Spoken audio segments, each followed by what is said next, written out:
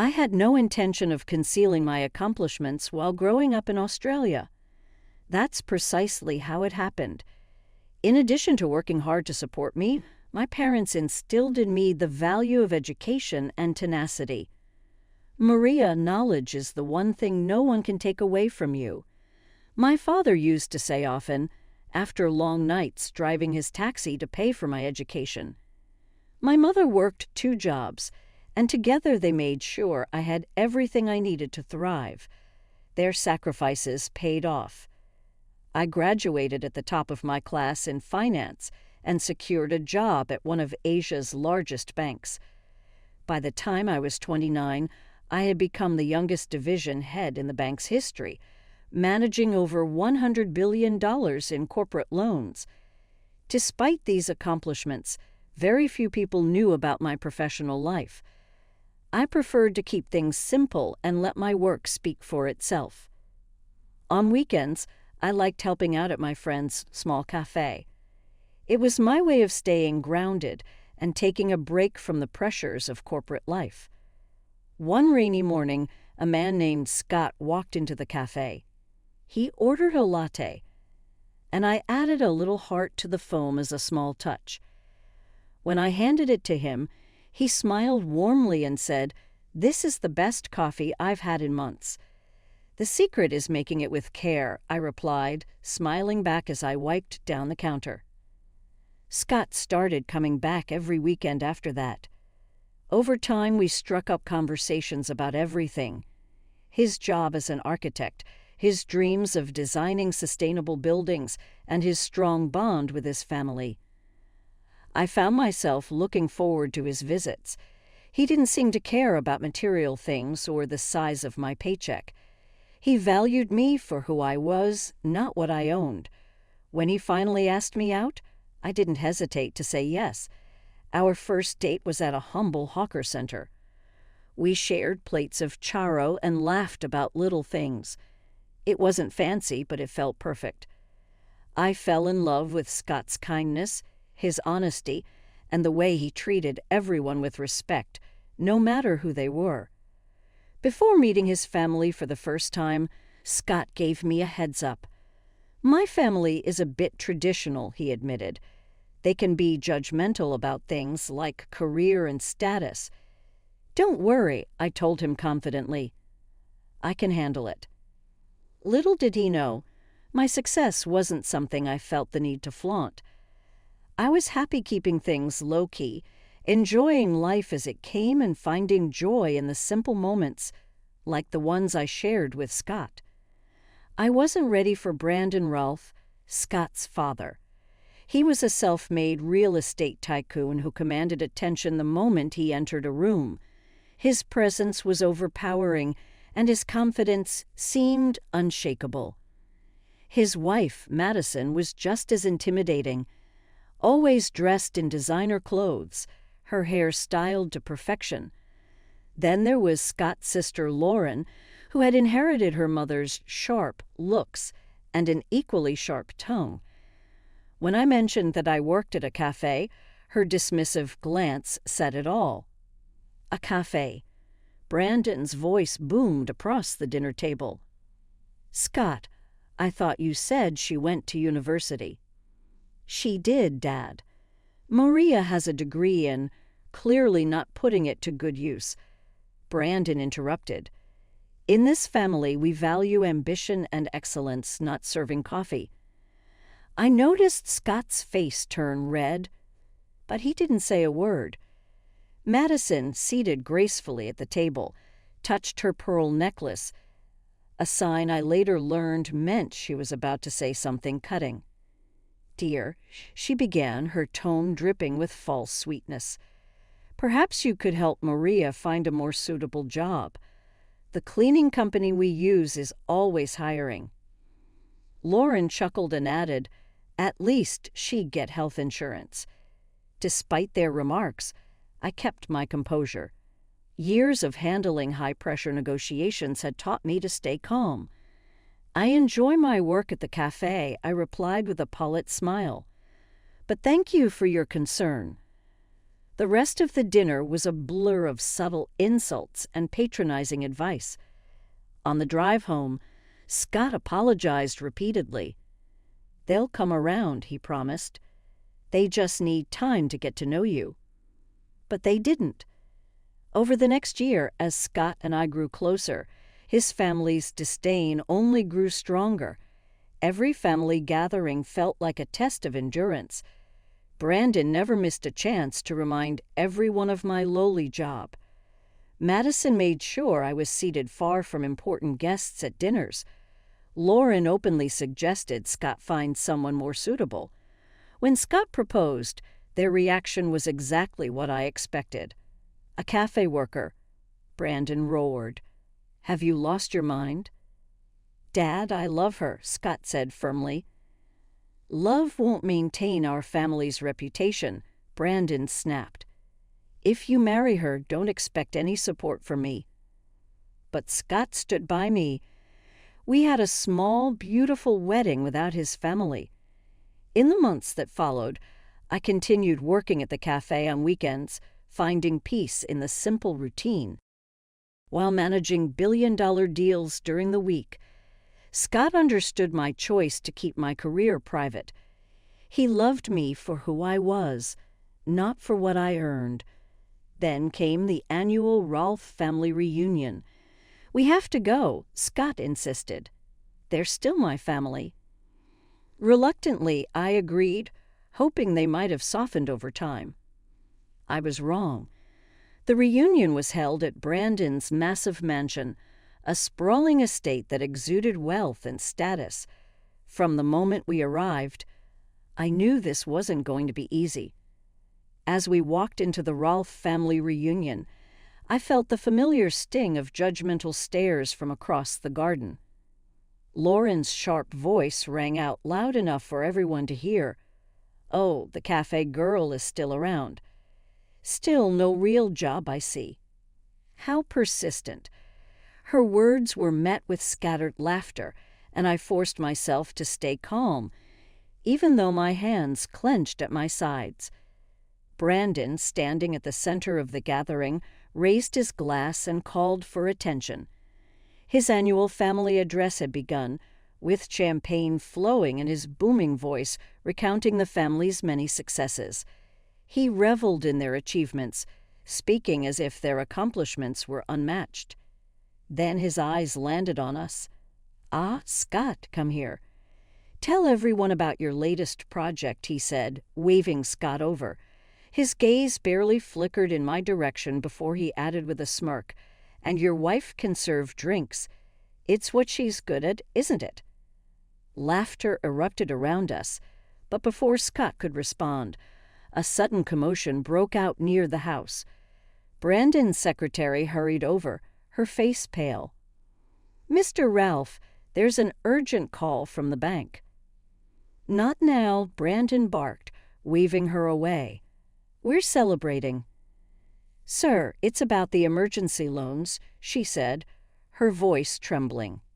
"They've been denied." Brandon froze, his confident smile vanishing. "Impossible," he muttered. "I spoke with the division head yesterday." The secretary continued. "The new CEO is personally reviewing all of your loans. They requested a meeting tomorrow." I felt my phone vibrate in my pocket. My secretary calling. I stepped away to answer, already suspecting the reason for the call. "Ma'am," my secretary said quietly, "Shin Developments has been flagged for major accounting irregularities. The audit shows systematic misrepresentation of assets." I nodded, keeping my voice calm. "Send me the files. I'll review them tonight." When I returned to the party, chaos had taken over. Brandon was no longer the commanding figure he'd been earlier. His face had turned pale, and he was shouting into his phone, while Madison hovered nearby, wringing her hands. Lauren approached me, her voice dripping with fake sympathy. "Looks like Daddy's company is in trouble. Not that you'd understand anything about business matters. More champagne." I smiled politely. "No, thank you." But I do have a question. How's your position at your father's company? Lauren straightened, her smug expression faltering slightly. I'm the executive vice president of operations. Interesting, I replied, tilting my head. And what exactly do you do? Her smile faltered further, and for once she was at a loss for words. It was a rare moment of satisfaction in a long evening filled with condescension. I manage important things, like the shell companies in the Turks and Caicos Islands, I said casually, locking eyes with Lauren. Her glass slipped from her hand, shattering on the marble floor. Heads turned toward us, but she quickly hissed, I don't know what you're talking about. Oh, you know, I replied, my tone light. The ones hiding your father's debt, or maybe the inflated property valuations.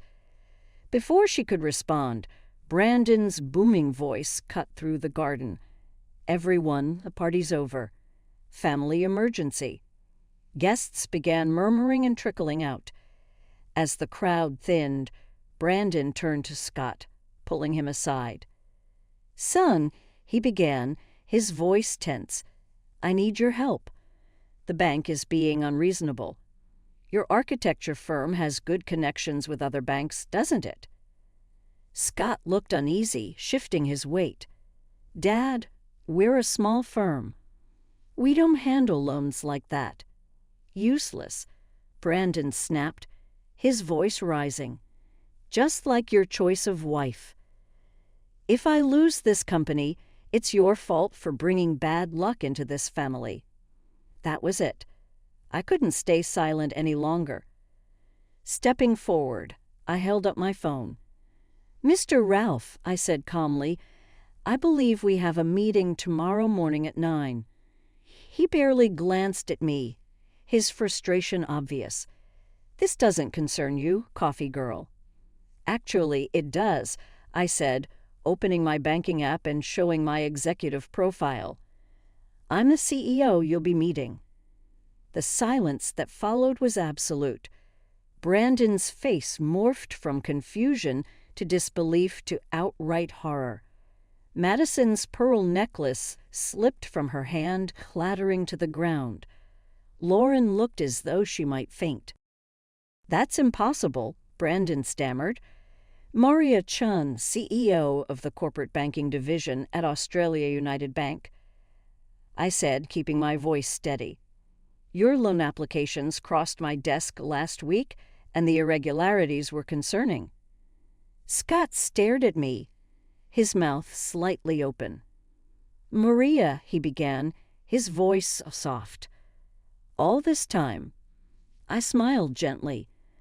I wanted to be loved for who I am, not for what I own, I explained. You gave me that. Your family, on the other hand, not so much. Brandon straightened up abruptly, his businessman instincts taking over. Well, this is wonderful news, he said, forcing a smile. We're all family here. Surely we can work something out. Family? I repeated, arching an eyebrow. Like when you called me a gold digger at our wedding. Or when you told your business associates that Scott had married beneath his station. Madison stepped forward, her arms outstretched in an almost pleading gesture. Darling, we were only trying to protect our son, she said sweetly. Surely you understand. I tilted my head, studying her. Protect him, I said with a faint smile. Funny, it feels more like protecting your ego. But don't worry, I'll protect Scott now. Your company, though, that's a different story. I understand perfectly, I said, keeping my voice calm but firm. You judged me, humiliated me, and treated me like I wasn't good enough because you thought I was beneath you. And now you want my help. Lauren stepped forward, trying to smooth things over. Maria, sweetie, we were just teasing. It was all in good fun. I ignored her and turned to Scott. Did you know about your sister's role in the company? Scott shook his head, confusion clear on his face. She said she was managing operations. I nodded, keeping my tone steady. She's been helping your father hide debt and inflate assets. The audit shows years of financial manipulation. Brandon's face turned a deep shade of purple. Now, wait just a minute. You can't just. I can, I interrupted firmly, and I will. Tomorrow's meeting isn't about loans, Mr. Ralph. It's about fraud. His face went pale, the bluster draining from him.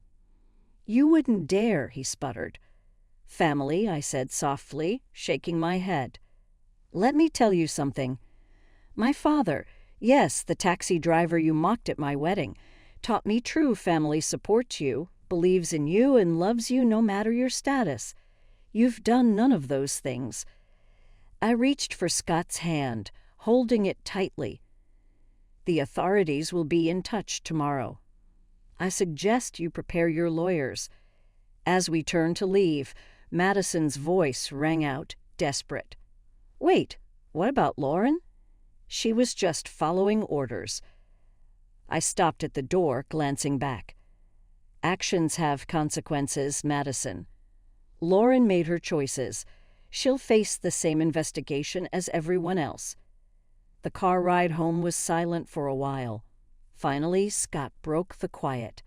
Why didn't you tell me? I sighed, glancing at him. Would you have treated me differently if you knew? He thought for a moment, then shook his head. No. I fell in love with you, not your job. That's exactly why I fell in love with you, too, I smiled softly, squeezing his hand. I'm sorry for keeping this from you. I just needed to know that our love was real. Scott nodded, his expression thoughtful. So what happens now? I exhaled, knowing the road ahead would be difficult.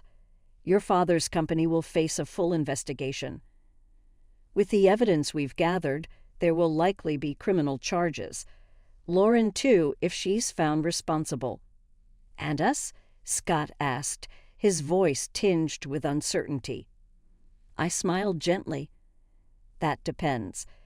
Can you handle being married to a woman who earns more than your entire family combined? Scott laughed, the tension breaking at last. I think I'll manage. But no more secrets, okay? I smiled, leaning my head on his shoulder. No more secrets. As the city lights blurred past the car window, I felt a sense of relief. The truth was out, and while the future was uncertain, I knew Scott, and I would face it together. The next morning, everything began to fall apart for the Chin family. At precisely 10 o'clock a.m., Brandon arrived at my office, flanked by his lawyers.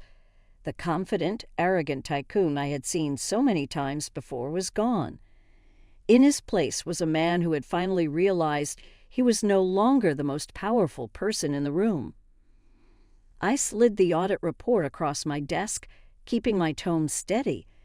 The investigation uncovered systematic fraud spanning 6 years. Falsified property valuations, hidden debts, shell companies. It's all documented here.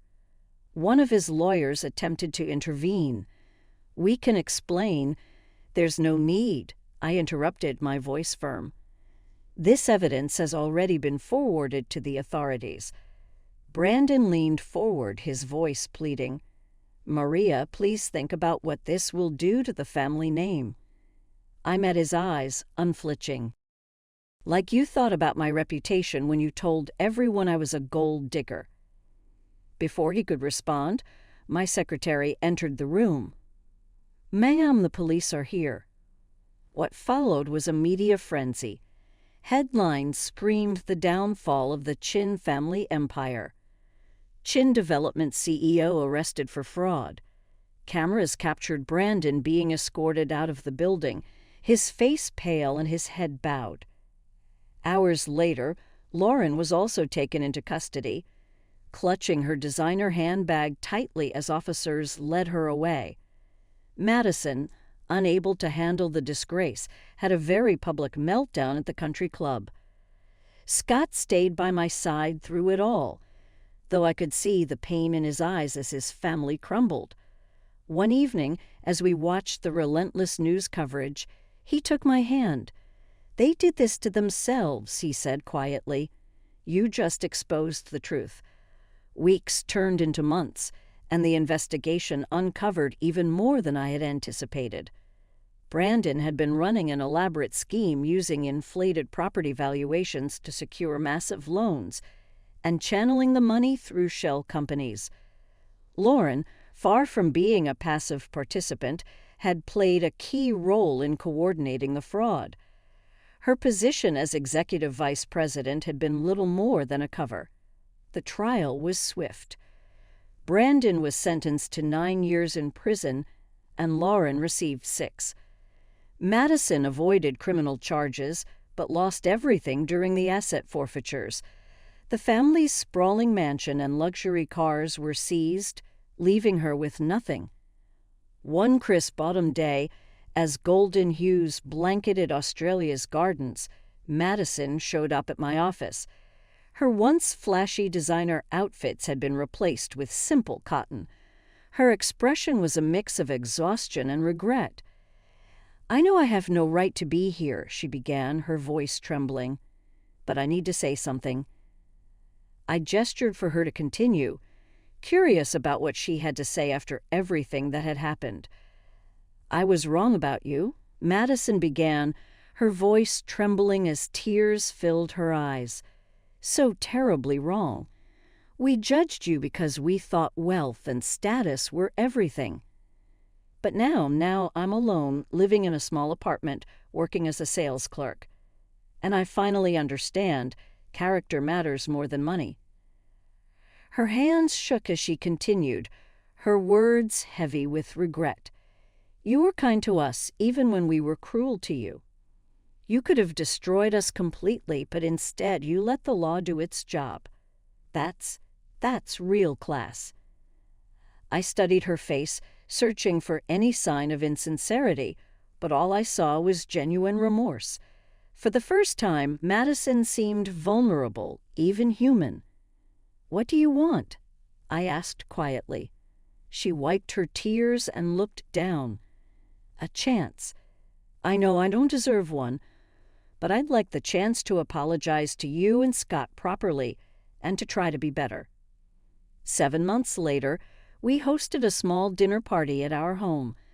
Madison arrived carrying a tray of homemade dumplings, a skill she had learned in her simpler, humbler life. She was different now. There was no pretense, no haughty air. She was genuine, softer, and much more grounded. Scott was healing too. He had begun visiting his father and sister in prison, trying to mend the broken pieces of his family and working through years of dysfunction. As for me, I continued working weekend shifts at the cafe, not because I needed to keep my career private anymore, but because I genuinely loved the simplicity of it. Making someone's day with a perfectly brewed cup of coffee. One morning, a young woman came into the cafe. She looked tired and defeated. "Rough day?" I asked, drawing a heart in the foam of her latte. "My boyfriend's parents think I'm not good enough," she sighed. "Wrong background, wrong job." I smiled, remembering my own journey. Let me tell you a story about family pride and what really matters. Life has a way of teaching us its most valuable lessons in unexpected ways. For Brandon and Lauren, it took prison to realize their mistakes. Madison learned through humility and starting over. And I learned that being true to yourself is worth more than any amount of wealth or status. Scott and I are expecting our first child now. We've decided to name her Olivia, a reminder that even in the hardest situations, mercy and forgiveness can make all the difference. Madison is excited to become a grandmother, and even Brandon, through his letters from prison, seems to be reflecting on the kind of legacy he truly wants to leave behind. The cafe still stands, a quiet reminder of where our story began. Sometimes customers recognize me as the banking CEO who serves coffee on weekends. They often ask why I still do it. I simply smile and say, because it's where I feel most at peace. People often ask me why I still work at the cafe. My answer is simple. Every cup of coffee is a chance to make someone's day a little better. At the end of our lives, isn't that what really matters? They usually smile, whether they understand or not. But I know my truth. Success isn't about power, revenge, or proving others wrong. It's about staying true to yourself, being kind even when it's hard, and believing that everyone, even those who hurt us, deserves a chance to change. As I write this, I'm sitting in the cafe, watching the sunrise cast a soft glow over the city. It feels like a fresh start, every day full of hope. Scott will join me soon, as he does every weekend. Madison might stop by too, bringing her homemade dumplings. Life isn't perfect, but it's real, full of lessons learned and second chances. Sometimes, as I make coffee or review billion-dollar deals, I think about my father's words. Knowledge is the one thing nobody can take from you. Although he was correct, he overlooked something. No one can take away your integrity, kindness, or the bravery to be loyal to who you are. And those, in my opinion, are the best indicators of success.